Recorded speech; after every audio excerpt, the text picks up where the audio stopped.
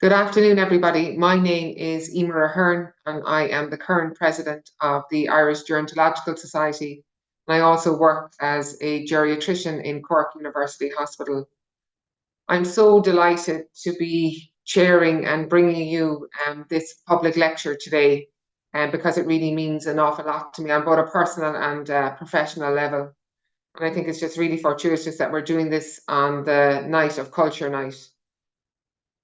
The more I go on and the more my career goes on in medicine and the more and more I look after older people, I really think that in order to really kind of achieve that, living our lives, really our longer lives, kind of with real health and well-being, we must connect kind of what I do or put it in a landscape of something a lot bigger and with a lot deeper meaning that connects with people and connects with our communities.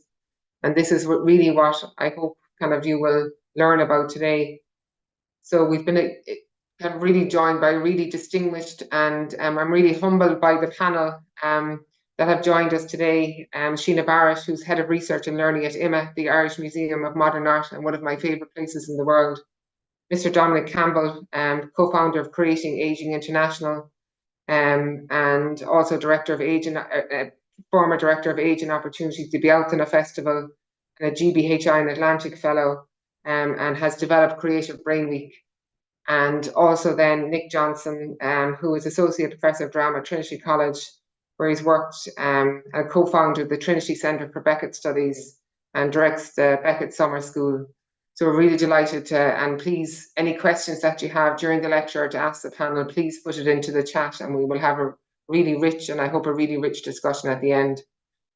But without further ado, kind of one of my heroes really in my medical career has been our lecturer this evening. So Professor Brian Lawlor. I've looked up to him for so many years and I still continue to look up to him. He's a professor of old age psychiatry at Trinity and Site Director of GBHI at Trinity. He's a geriatric psychiatrist with an interest in dementia, late life depression, loneliness and brain health, and has worked for over 30 years on developing services and delivering care for people with dementia. And his interests are wide, and he's just such a knowledge on everything from the early detection and prevention to evaluating new treatments for dementia. So I'm delighted to introduce one of my former and current hero, Professor Brian Lawlor. So thank you very much, Brian. Okay, thank you so much, Emer. Just get the slide up there, please. So it's great to be here and talk to you about art, aging, and meaning. And I hope that we'll have a very fruitful discussion with a great panel later on. So before I start, I'd like to talk a little bit about Davis Coakley. I'd like to dedicate this lecture to Professor Davis Coakley. We lost Davis 2 years ago this month, and Davis was a great friend, colleague, and a mentor.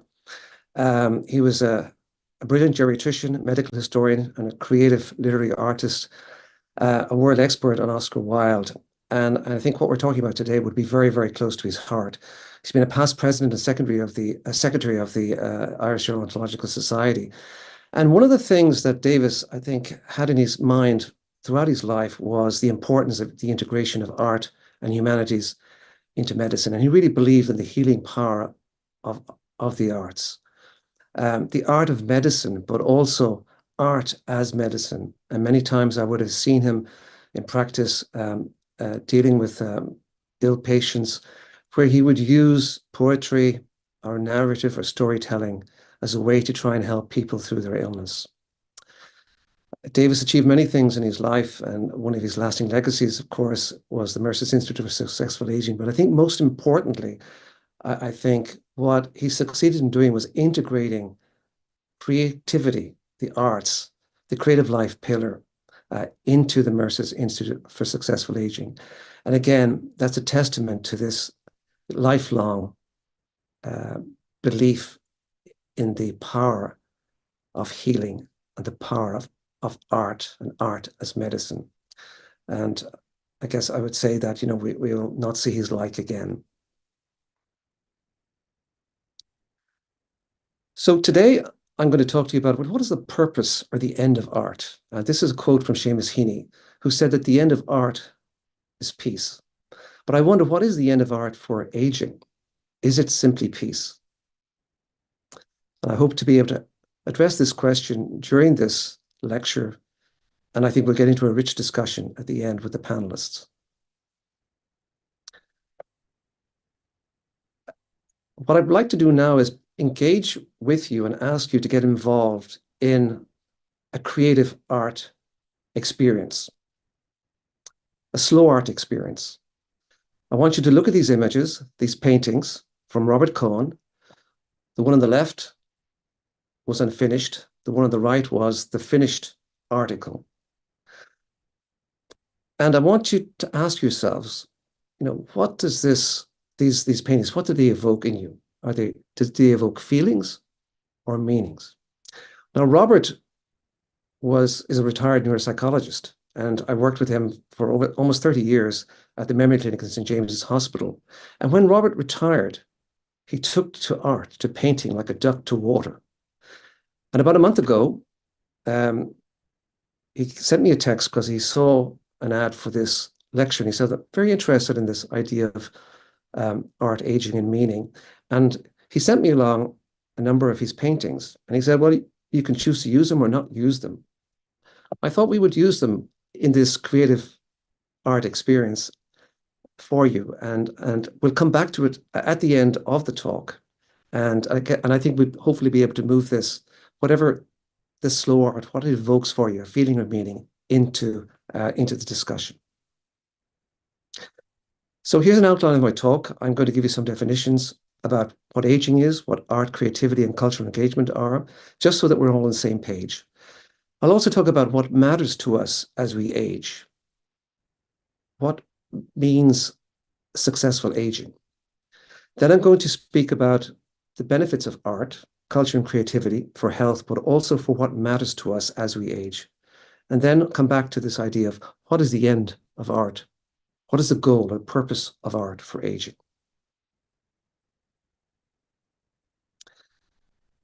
The question of what is aging? Well, age itself is easy to define in terms of a number, but aging is much more complex, much more difficult, much more nuanced. You could describe it as a time-related deterioration of physiological functions, but aging is very variable across individuals. It's non-linear. And the subjective appraisal of aging is really, really important. Also, how society sees aging is important to how we experience aging. And we know that if you hold negative perceptions of aging, if you think negatively about how you are aging or about the aging process, that impacts on you from a point of view, a physical point of view. You tend to walk more slowly, but also from a mental health point of view, you're more likely to develop depression. And we know that there are genetic and environmental and social determinants of aging and the aging process. And the reason I bring that up is because many of the environmental and social determinants of the aging process are potentially modifiable. And this is really important to us. And there's a group of people out there, it's a small proportion of people, we call them super agers. These are people in their 80s and 90s, and they perform cognitively, from a memory point of view, like people who are in their 40s and 50s. And one of the interesting things about these super agers, about studying these super agers, is that these individuals tend to be very open. They look for novelty all the time. They're very socially connected all their lives, and they're very physically active. So there may be some clues here with regard to modifiable factors that we should look into that could alter the process of aging or the speed of aging. Now, what is art? Again, art is difficult to define. Like aging, it's subjectively experienced. This is one definition, that it's the expression of ideas or emotions through a medium.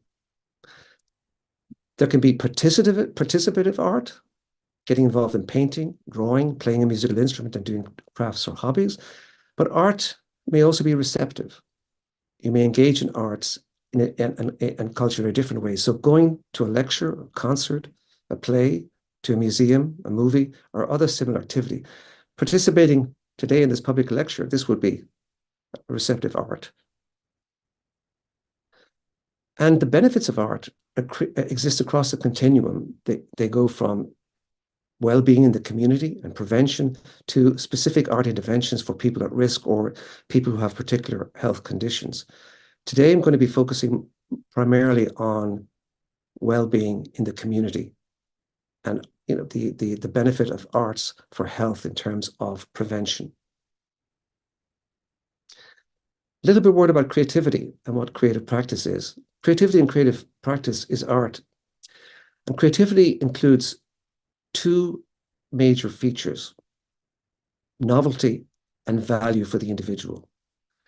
So engagement with the arts, such as singing, dancing, performing, or acting, or being involved in visual arts like design and craft, involvement in literature like reading, creative writing or poetry, digital electronic arts, or participation in local neighborhood, community, and cultural events. All of this is part of creativity and creative practice. It's all part of art. Just a word about aging and creativity. Some people think that creativity goes down with age, and it's all downhill after the age of 30 or 40. But we know that creativity can continue and may even flourish as we age. And one of the things about creativity is that from a cognitive point of view, a number of the characteristics of creativity are distractibility and the use of knowledge memory. That's memory and knowledge that accumulates over decades. And these are characteristics of the creative brain, but they're also characteristics of the aging brain. And we also know that creativity can be relatively preserved even in the presence of certain types of neurodegenerative brain diseases. So, for example, in Alzheimer's disease, particularly at the early stages, creativity can be preserved. And here's a case example. Example, Jack B. Yeats, a famous visual artist from Ireland. And this was a study done by Ruth Byrne, professor of cognitive science at Trinity College Dublin. And she looked at the outputs of Jack B. Yeats over his lifetime. And she had an interesting discovery. She found that his most creative period for outputs of paintings was actually in his 7th decade. So this means there's a lot of hope for all of us out there in terms of creativity, and that creativity doesn't necessarily decline with age. Another example of creativity in later life is Clint Eastwood, the actor. He's in his 90s now, and he said that old age can be creative, determined, and full of light and projection. But importantly, you can't let the old man in. You have to turn your back on that old murmurer. Again, this speaks to the issue of perspective, how you see aging. You have to keep the old man out. You have to have a positive perspective on aging. And this is really important to creativity and to aging. So, and I want to talk about what really matters to us as we age. Well, there are 3 key components to what matters. The first is our physical health. The number of physical illnesses you have as you age really do matter. The second component of what matters to us as we age is our mental health. One of the common problems that people develop as they get older is anxiety. And this is the most common mental health issues that people have. And people worry about many things, or have anxieties about many things as they age. They worry about their own health. They worry about the health of their family. They worry about family matters. They worry about financial issues. The good news is that most anxieties tend to go down with age, except for worry about your health. But the third component of what matters as we age is engagement with life. Now, engagement with life has several components. First of all, connection, interpersonal relationships. The second important part of engagement is productive activities. That's purpose. And the third component is this sense of agency, feeling that you have control, that you can get things done, that you can accomplish things. And when we look at the determinants of health, well-being, and resilience, we look across different cultures, different age groups, many, many different studies, 4 things stand out as determinants of health, well-being, and resilience. The first of these is hope. Hope has both a thinking and a feeling part. And the thinking part of hope is having goals, pathways, and this sense of agency. The second key determinant of health, well-being, and resilience is a feeling of calm, not being anxious, having positive emotions. Third determinant is not being lonely, feeling connected. And the fourth determinant of health, well-being, and resilience is the sense of determination, grit, or purpose. So these are 4 key determinants that are very consistent across studies, cultures, and countries. Now, hope, meaning, and social connection are tightly linked. Both hope and meaning are future-oriented, they're goal-directed, and they evolve this sense of agency, this sense of having some degree of control. When you have meaning, you have more hope. So meaning is hope promoting, but hope is also a pathway to greater meaning. And when you feel socially connected, this increases your sense of meaning in life. And meaning in life also promotes connection and social relationships. On the downside, when you experience loneliness, this depletes your meaning in life, your sense of purpose. And we know that from a number of studies that if you experience loneliness and lack of meaning in life, over time, this is associated with increased functional and cognitive decline and the increased risk of developing dementia. Now, hope is very good for your health. It's a good thing to have because people who are hopeful, they have reduced risk of dying. They have fewer chronic conditions, low risk of cancer. They sleep better. They have better psychological well-being. They feel less distress and better social well-being. So hope is very good for your health. On the other hand, and this is not unexpected, loneliness is bad for your health.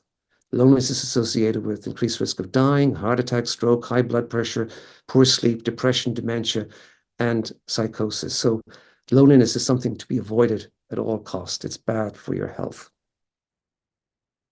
Purpose and meaning are linked to good health. So when you have meaning in life and a sense of purpose, you tend to be more physically active. You have more pro-social behaviors like volunteering. You have better social relationships, better health. You tend to walk faster. You have stronger grip strength. You have less heart disease. Your mood is better. You're better from a cognitive point of view. And biomarkers show less evidence of inflammation in your system, in your body. You have higher vitamin D levels and good lipid profiles. So purpose and meaning are linked to better health outcomes. So what I've shown you here is that hope, purpose, and connection are modifiable factors, and they can potentially have a positive impact on our health, particularly on the health of older people. So how can we target hope? How can we target hope, meaning, and connection? Is there a pill out there that we could package or prescribe that targets these 3 things? That could increase our hope, have a calming effect, dispel loneliness, improve connection. Is there something that could be prescribed that improves motor, cognitive, emotional, sensory, and social functioning in older people all at the one time? I think you can see where I'm going here. The question is art, culture, and creative engagement part of that prescription to target hope, meaning, and connection? So let's look at the impact of our art and engagement in the arts and culture on what matters most to older people. And what matters most to older people, I hope you'll agree now, is connection, physical and mental health, and purpose in life. So let's first of all look at the evidence for art, cultural engagement, and its benefit to social connection. Well, there's good evidence that art and cultural engagement increases social connection in multiple settings.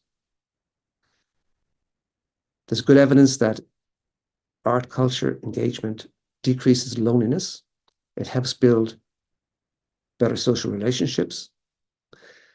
Caregivers who are involved in participatory arts or cultural engagement, they develop more connections between themselves. But more importantly, this translates into improvement in the relationship that they have with the person that they care for. And again, the evidence would suggest that art and cultural engagement increases a sense of meaning and purpose in life, all good for your health. Now let's look at participatory arts and cultural engagement and its impact on physical health. Not surprisingly, dance improves gait, your mobility, and also your aerobic fitness. It's also associated with a faster walking speed, better physical activity levels, and an improvement in frailty. So people who are frail, who get involved in dance, they can improve the level of frailty and move it back perhaps from a frail level to a pre-frail level. Interestingly, participating in a museum program is also associated with decreasing frailty. And museum attendance can be associated with lower levels of chronic pain and a decreased risk of dying. So there's evidence that participatory arts and cultural engagement can have effects on physical health. Now, what about mental health and the impact of participating in arts and cultural engagement? Well, singing, being involved in the choir, is associated with improvement in mood, positive emotions, and well-being. Singing and involvement in visual and creative arts is associated with a decrease in loneliness. And arts participation helps caregivers in terms of the level of stress and burnout. And there's also evidence that cultural engagement is associated with decreases levels of stress, better mental health, less anxiety, less depression, slowing of cognitive decline, and a decreased risk of developing dementia. So reasonably good evidence for benefits of participatory arts and cultural engagement on brain health outcomes. What about the effects of art, creativity, and culture on meaning in life? Well, arts, creativity, and culture do boost your mood and generate positive emotion, but very importantly, there's evidence that they promote meaning and purpose. But I think what's most interesting is that when you compare the benefits of arts and creativity on meaning and purpose, the benefits seem to be greater in older people than in younger people. And I love these two quotes, one from Gerhard Richter, a visual artist. He described art as the highest form of hope. And Lynette Walworth, another artist from Australia, describes art, that finding meaning is an art and making meaning is an art. Now, can art and cultural engagement influence the aging process itself? As I said earlier, aging is influenced by many different factors. They're genetic, biological, and behavioral, but also psychological and social and environmental factors. So there is some evidence, it comes primarily from observational studies, longitudinal studies on aging, for the potential impact of arts and creativity on longevity and the speed of aging. First of all, there's some evidence that it can slow transition to frailty, which is a good thing. Also, there's evidence that it can slow down cognitive decline associated with aging. However, this evidence comes primarily from observational studies. There's some positive hints, but we would need a lot more research to be able to say convincingly that art and engagement in culture can slow and significantly influence the aging process. So I think I've shown you that arts, culture, and creativity can make a difference to what matters to people, to their physical health, to their mental and cognitive health. It can provide meaning and purpose. And very importantly, and very consistently, it does, arts and creativity and cultural engagement do improve connection.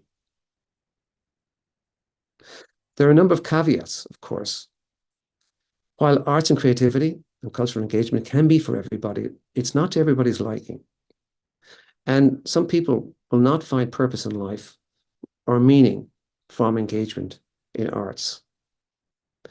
So we need to look at this from an individual point of view and take on board that one size doesn't fit all. The other caveat with regard to arts and creativity for all is that there is a social gradient for arts and culture. And there is a danger that some people can be left behind. So really what we have to do is democratize arts and creativity and culture so that everybody who's aging can experience this if they want to. I think finally, a major caveat with regard to what I've described to you is that there are definite health benefits, I believe, but we need a lot more evidence. Much of the evidence is based on short-term interventional studies and longitudinal follow-up periods that are quite brief and short. And we need stronger evidence to convince policymakers about the benefits, particularly the health benefits of arts and creativity and cultural engagement. So to conclude, I think I've shown you that there are definite benefits to health and aging from a physical point of view, from an emotional point of view, and from a mental health point of view. Arts and creativity and cultural engagement can provide greater meaning, greater purpose and connection, and these are very key to our health. I suggest to you that arts, culture, and creativity may have a role to play in public health at a community level and in prevention. And imagine if we were to co-locate art and cultural activity, not just in museums, but also in health and social care settings. To do this, however, we need a lot more research to inform policy and practice, to convince policymakers. But also what we need to do is have a lot more cross-sectoral collaboration between healthcare and artists and public health. So coming back to Robert Cohen's paintings and the slow art, maybe you've been thinking about this. I wonder, what do you feel and what does it mean to you? Was the work in progress, did you like that more than the one that was finished? Did it produce a feeling, or was it more perspective and meaning? And I guess we can get into this in the discussion. Maybe you'll put some of your thoughts into the Q&A and we can discuss it with you. So I'm concluding with a tweak to Seamus Heaney's quote. The end of art is peace. The end of art for aging may not just be peace, but it could be a pathway to meaning. I'm just putting that up there to provoke a little bit and engage with the panel. I'm sure you and the panel will have some ideas about this and have some opinions. And I look forward to that discussion. Thank you.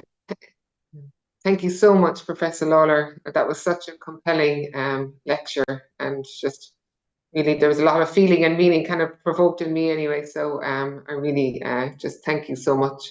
And I would like to remind all those who are listening to please, again, feed in any of your feelings or meanings or, any questions that you'd have into the chat for our panel, please. And I would like maybe to go to our panel now, and maybe first of all just to actually get your thoughts on that, because that was really a work of art in itself, I think myself. But maybe to start with you, Sheena.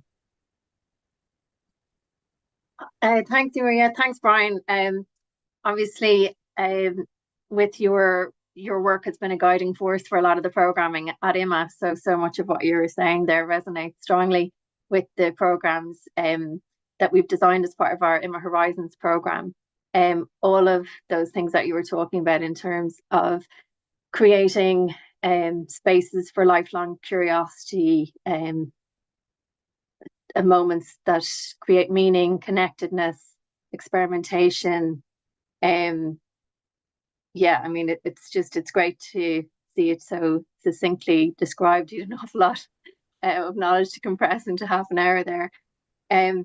But I suppose I was reminded again listening to you of the so many artists that we work with, and indeed artists like, say, Joan Jonas, who we've recently collected at IMMA. We've recently acquired her work.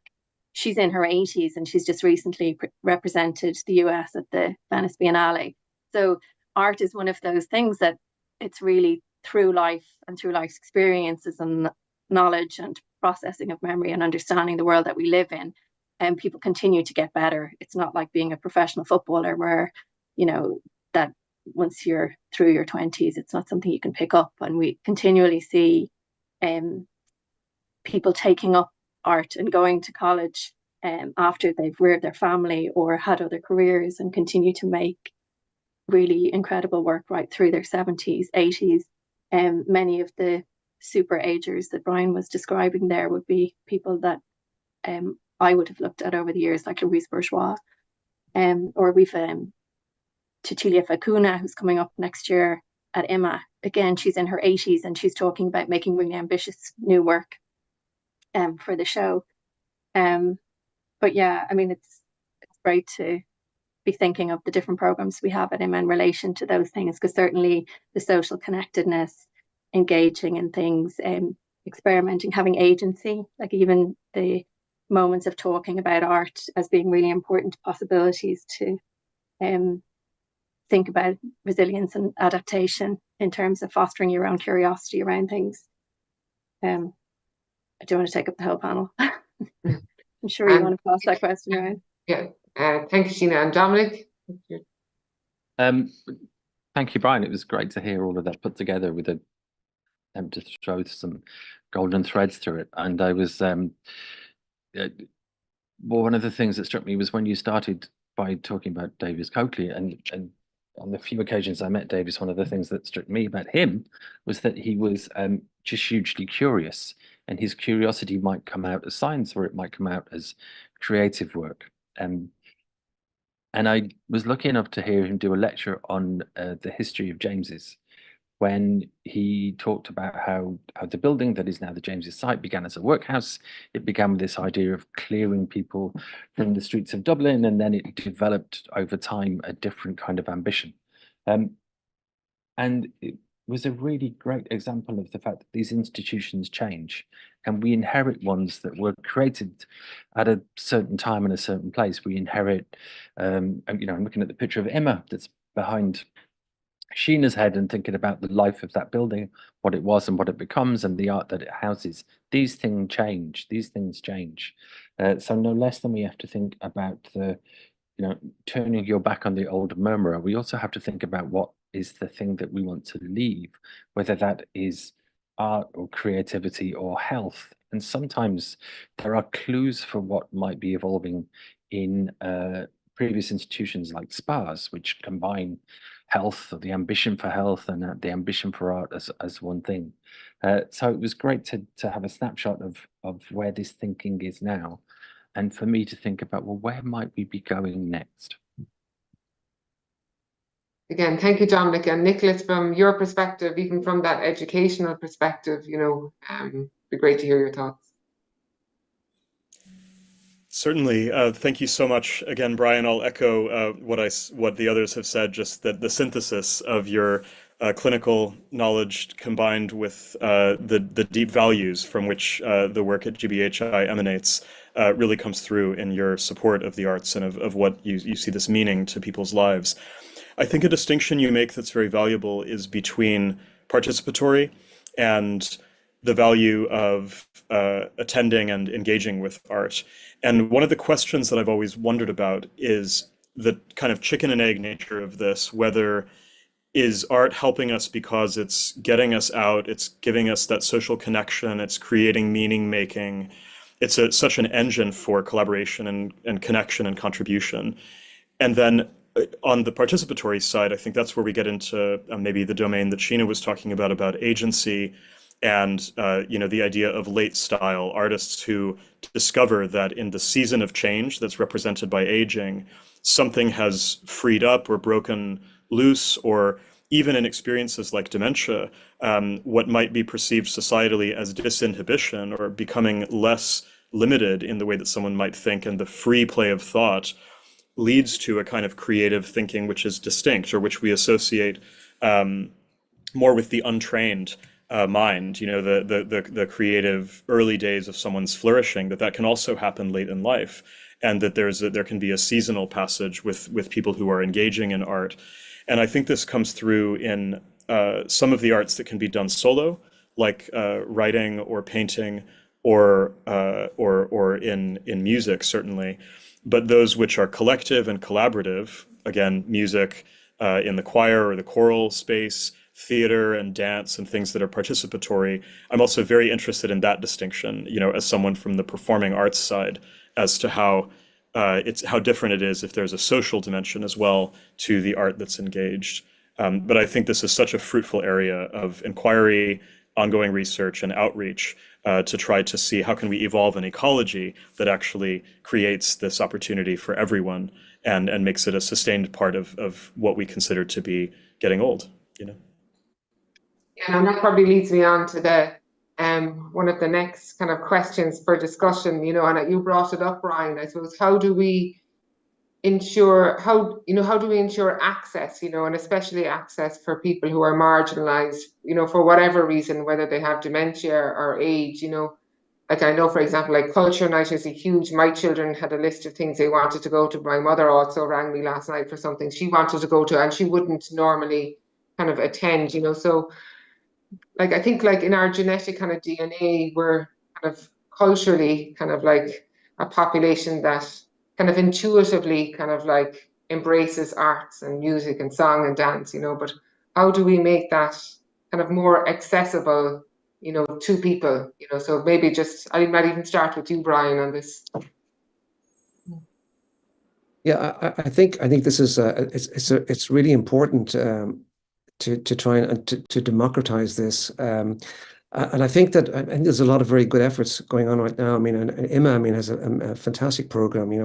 I introduced the concept of slow art there with the paintings from Robert Cohen, because that program is amazing in terms of it's an opportunity for people living with dementia, people, their caregivers, come and really experience the benefits and the healing benefits of art and that experience. And I really do think that it's through kind of generating this sense of hope and connection that really what happens to them when they actually have that experience. So I think it's really important that we continue to develop this and make sure that nobody is left behind. I think we probably need to do more in terms of cross-sectoral collaboration. I think this is what we're trying to do in GBHI as part of this democratization. I think there is a tendency to silo things, and I think we need to kind of get everybody around the table. I think today we do have everybody around the table, in terms of trying to, I suppose, pull the right stakeholders together to try and make this work. But I think there is, we've started the journey. I think we're making some positive headway, but there's an awful lot that needs to be done. I think one of the, and maybe Dominic will speak to this, but one of the things about arts and creativity is that sometimes, while we talk ourselves as a culture that are involved with arts and creativity and music, sometimes this tends to get beaten out of us in school. And I'm reminded of a friend telling me that he was helping his kids to paint and use all sorts of different colors at home, and then they went to school, and then it got more into a kind of a regimentalized color system. And I think that sometimes that creativity and that I guess the potential for creativity and that type of creative engagement through our system, it may not be. And may not be encouraged as much as it should be. And I think Creative Brain Week and what we're trying to do at Global Brain Health Institute, I think, is trying to bring that out and try to emphasize we need to kind of continue to promote creativity and creative engagement throughout our lives. And many people, as I tried to show in the talk, is that they believe that creativity actually goes down with age. And you've heard from the panel that it doesn't necessarily. I mean, there are some great examples of fantastic artists, but there are plenty other people who actually get engaged with art. People like ourselves who get engaged with art at retirement and really flourish. So I think we need to tell those stories more positively. We do need to raise awareness and change attitudes. And I think we also need to break down the silos that exist. And sometimes I think, I'm not talking about medicine and arts. I mean, there are still silos between medicine and arts, and sometimes the medical people are maintaining the silo, sometimes the artists maybe maintain the silo. We got to work together much more openly and transparently and collaboratively, I think. And I might kind of pick you up, kind of bring you in there, Dominic, and I suppose we have talked about this before, and certainly, the way healthcare is, through Sláinte care, and, it is government policy now about, the with the whole restructuring of services now, that it is about improving the health of the population. There is definitely that kind of like more kind of global focus on that, and that we all have roles in that. And again, and in this restructuring, I suppose now is the opportunity and the time to bring in the arts into that, and to be part of that whole landscape of population health. And I suppose the question, and I suppose is, how do we do that? And I suppose what I would think, for me would be important, how do we avoid medicalizing the arts as well in that, Thank you for a small question on a Friday afternoon, Emma. It's not a not complicated question. There are a few things that come to mind. The first is the power of the stories that we're stuck in. So if I look at the research, there was some research from about 2015 by somebody called Galapagos, who said one of the things people don't realize about older adults and older aging is the U-shaped curve of happiness. People are measurably happier in their youth, I suppose, and then in their older age. In the middle, not so good. And yet we tell ourselves a story that is negative. It's all about falling off. It's a story, it's a narrative.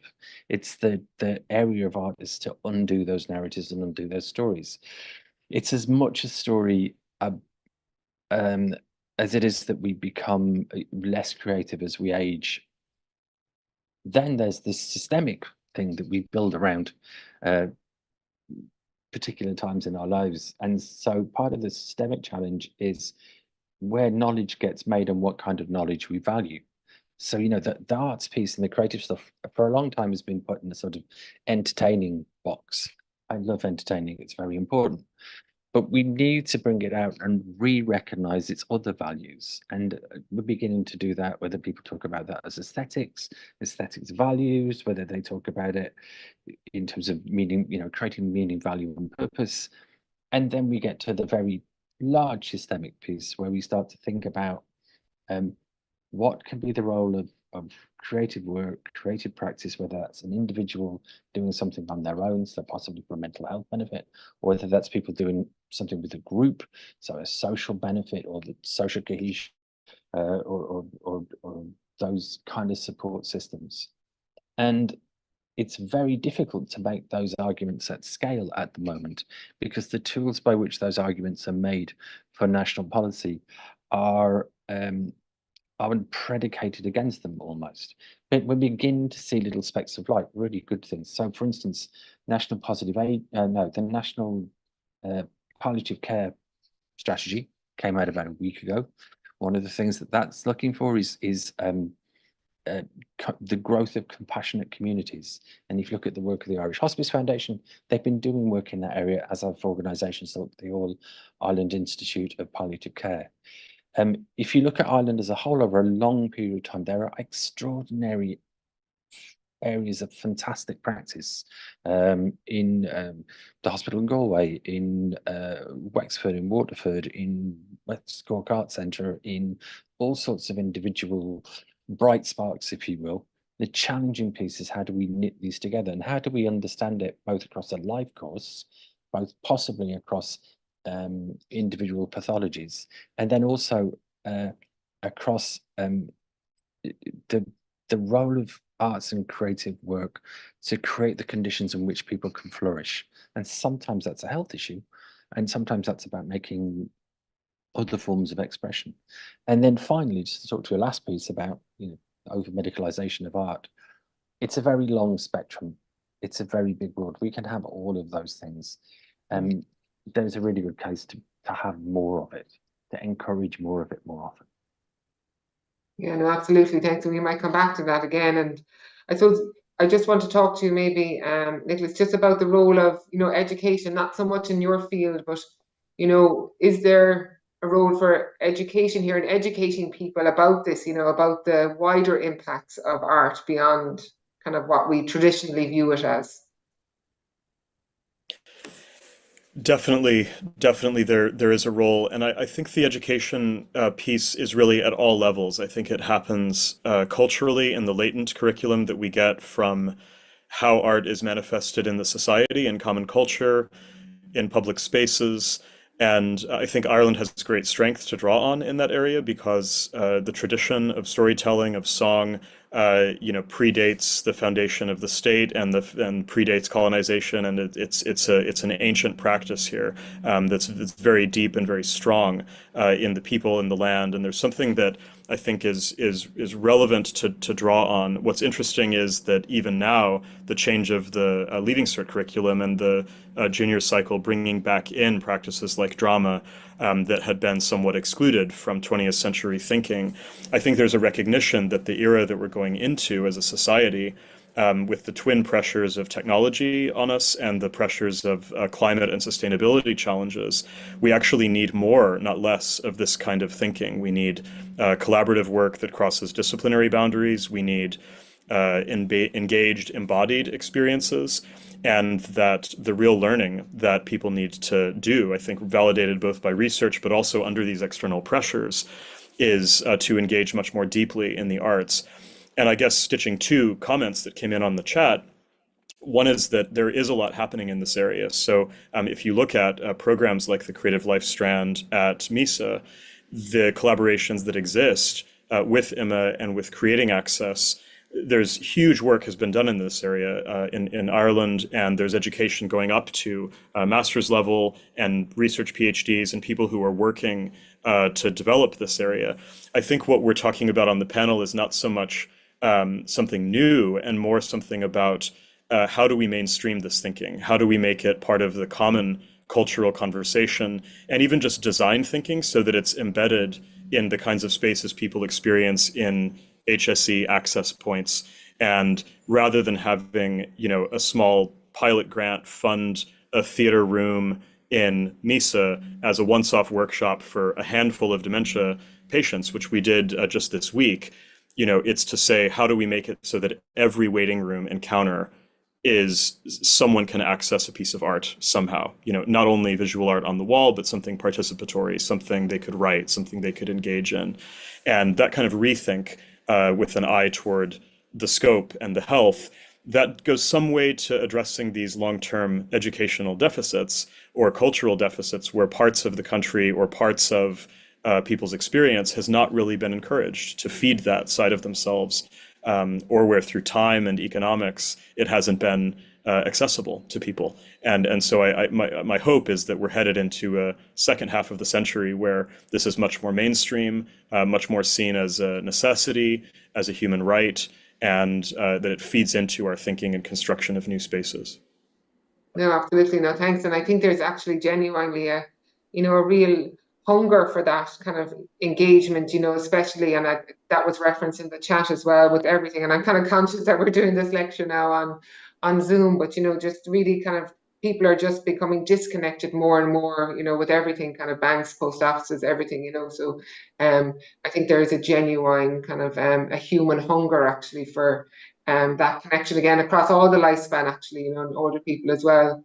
And I just wanted to add, Roisin there, who I'd say very well from Creative Life in MISA, just to talk maybe about just the the work that's going on within IMMA, because I think it's really the lovely kind of like paradox there, the Museum of Modern Art, and like talking about this, I think is just it's just great. Maybe just to talk more about IMMA and the work it's doing in this area.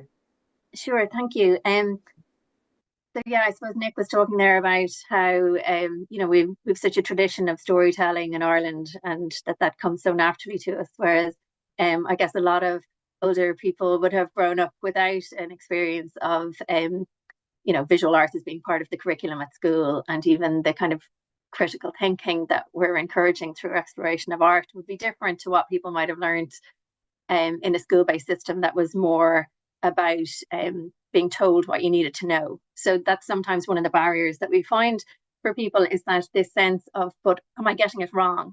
Whereas a lot of the work that we're doing through programs like Slow Art or In the Moment, which is a sensory-based program where you come in and you might do a breath workshop or a movement workshop or a sensory workshop in advance of looking at an artwork in this social way with other people, allows you to break down some of those barriers around what we understand to be the correct way of looking at art, that it is something to really enjoy, and this moment of connectedness. And what does it mean to go to a museum and be able to go to this civic space where, you know, certainly our ambition with IMMA is that we are radically public, but also the most welcoming place you can come to come look at art. So when we've worked with Roisin in the past, part of what she has supported us to do is to introduce this work to say the OT team or other professionals within MISA, and that they are then in a position to feel comfortable about socially prescribing the activities that happen at IMMA. So when people come to them and they're having, they might be at early stages of, they've just had a diagnosis of being at an early stage of dementia, or they are experiencing some other quite significant life change, that they are aware that these programs exist, and that they are so welcome to come to them. So we're really seeing a lot of that work to come to fruition now in terms of the kind of numbers and life stages where people are coming to take part in IMMA's programs. But also when Brian was talking there about being very cross-disciplinary in our approach, I mean, the whole foundation of IMMA Horizons program, and Barbara Ann Harkin, who's our IMMA Horizons curator, who is at a maternity leave life stage, you know, a lot of the work that she's done has been to really embed our practices with the Global Brain Health Institute, but also the Alzheimer's Society of Ireland, MISA, Age and Opportunity, so that we're learning from each other all the time. And that, as Dominic and Nick have both said, like, it's not that the benefits of this work is new, but we want to all the time be getting better at what our offer is and be able to feed back into each other's ways of working, so that the offer that we have is continually getting better, because we really believe in its benefits. One of the comments there is talking about how do we advocate for this kind of work in a public health system, and how do we find the funding for it. And I think that we all are aware, no matter what our connection to the healthcare system is, that this idea of episodic responses to healthcare is just not what's going to sustain us. It's just not the best way for population health. So we know that this work is really critical, but we just need to find as many different platforms to evidence it as possible. There's one other comment that I'd love to come back to, and someone has asked about aphantasia and grief. And I have worked with a number of artists who actually have aphantasia, where this idea that you cannot picture something when someone says, actually, one of the artists that I worked with, she was saying that she was at a talk and someone was talking about it and saying that, you know, when you picture something in the mind's eye. And that was the first time she realized that she actually has this. But in response to that, someone has said, how might work like this support someone who has aphantasia and is finding that their memories of somebody, that picture of somebody, is fading for them. So a lot of the programs within, I'm thinking about In the Moment, for example, where there's breath work or there's movement that encourages this slowing down and more meditative environment in which you can be more mindful in order to look at work, that something like that could be interesting. But I just thought it was a very interesting comment. Yeah, no, absolutely. And actually, just recently, one of my colleagues said to me that she doesn't see images, and that was the first I'd heard about it. Brian, there's been a few questions in just about the arts really as a therapeutic intervention, either to delay or prevent the onset of dementia, or even as a therapeutic intervention, you know, for people with dementia. And I know, Dominic, you told me a lovely story before. And is there anything just to comments to make about that, Brian? Because we're coming up near the end, unfortunately.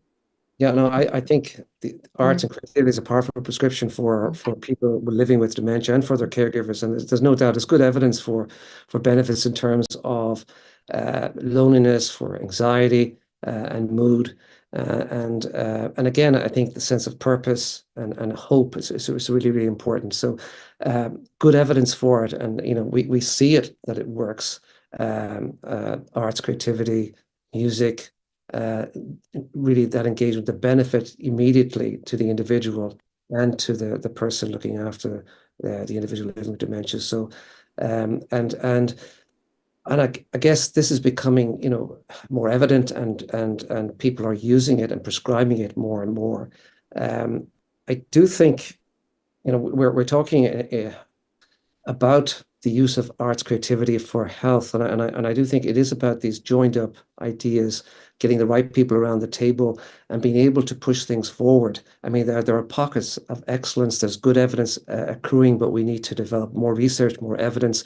We need to get more people around the table promoting this and really getting and mainstreaming it. I mean, the other point for me, going back to talking about Davis Coakley and the idea of the healing power of arts, and how the benefit of arts to people working in the healthcare profession, you know, in terms of, I guess, how artists observe, the powers of observation are uncanny, how they can pick up on things, what we can learn from art and from artists in terms of our own practice, our own understanding of ourselves, but also how we can transmit emotions and feelings to people, like hope and connection. I think there's a huge amount to be learned. And I know it is happening in nursing schools and in medical schools, but I think we need to see more of that. And as was mentioned, the whole idea of mainstreaming arts and creativity and culture, you know, is part of who we are, what we do, our lives, giving us meaning, and our work, and sustaining us at work. I mean, we haven't really talked about that, how arts and creativity can help us, you know, and decrease burnout and really help us have more fulfilling lives, particularly at work. So, I mean, I would hope for and envision a kind of a world where I think we're getting there, and we are pushing for it, where these ideas are really mainstreamed and incorporated into really what we do and who we are and how we work. And it's just more natural. It's not forced. We don't have to pull it in. It actually, it's part of us. I'd love to reach that, and I think we can. Yeah, I actually really believe we can as well, and no better place that we have kind of continued on this than with this panel. I suppose we're coming to, unfortunately, I could talk for hours anyway, but I'm sure that some of you are busy with culture night also. But I'd just like to finish maybe just to ask kind of like the panel just which was their favorite version of Robert's painting, the finished version or the one in progress. Mine was definitely number one, and somebody has written in that theirs is number one as well, and it really evoked a feeling of loneliness actually for me. But I suppose maybe I'll start maybe with you, Nicholas, there. Yeah, I'm a number two person for that one, but maybe that signals my Beckettian flavor, the taste for the negative and the taste for the darkness. The idea that perhaps as we think of nature and we see it, that kind of darkening color, the fact that the painting itself had aged, that there was a little crack in the top part of it instead of the solid color. The oil had progressed, and so it had a kind of natural life to it for me that seemed like it was returning to its state. It connected to nature in some fundamental ways. So I enjoyed the process of it. It seemed like art in process, going into some other state, and I didn't think of it as the finished piece, but as a piece that has an ongoing life. Well, thank you, Dominic. I like the fact that after a lifetime of practice, art is being used as creative research into things that don't have clear answers and clear questions. So I'd say yes, and both of them, and hopefully continue it for a long time. Sheena? I like that you can just listen to someone else's interpretation sometimes. Yeah, I know. You don't have to come with all the answers. So I just enjoyed Nick's response. Thanks. That's like too. Robert will be having an exhibition at IMMA, no doubt. And Brian, I'll leave the last word to you then. number one for me. I mean, I've been living with this for the last month and looking at 1 and 2, and it's 1 for me. But I'm just amazed at, at Nick's the observation, the product observation, and for the artist in terms of what he described and how he saw it. I found number 2. I found the perspective dark for me. The bluer one was brighter, more open, but still uncertain. I felt uncertain. So for me, it was a feeling, but it was meaning.